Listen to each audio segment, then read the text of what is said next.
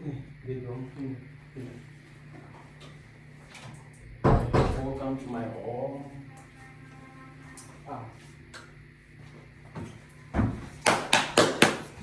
Jama, simuke tu.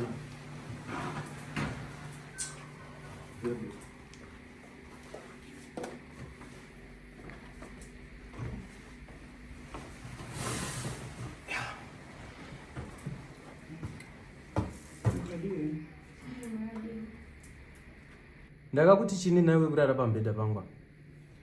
Ndangorivarawo. Iwe, hauzvizivi kuti unorara pasi?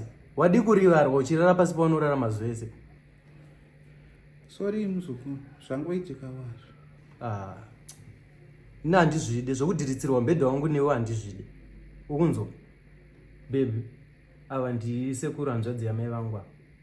Pakutotsvagawo zvavo basa ipapa pauchitovaona kudai. Kusimba usafungoti imbingi. Izero ipapa pamazi mweya akapombwa mavara hatorina ana chavainacho. Uri kunzwa? Baba, iri ndo bhebhi rangu iri. Amai vepano, kana takutaura zvamai vepano apa ndiwo ava.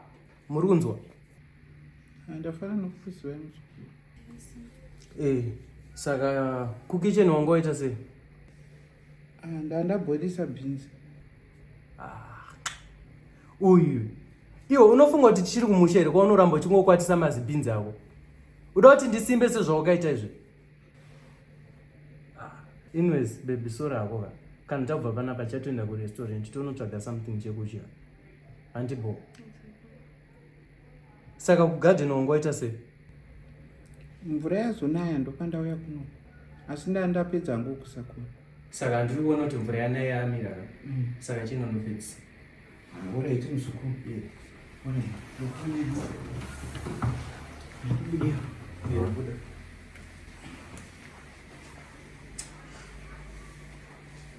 Kuna bebera ndozvinonetsera kuchengeta hama pamba. Hama dzinonetsa. Vakatobvawo kumusha vari kutotambura. Tsvee kuti vachishandawo mabasa ekuti vawane basa. Vatsvage mabasa vari kutora vakarara pamubhedha wangu. Nandizonakirwe nazvo manje.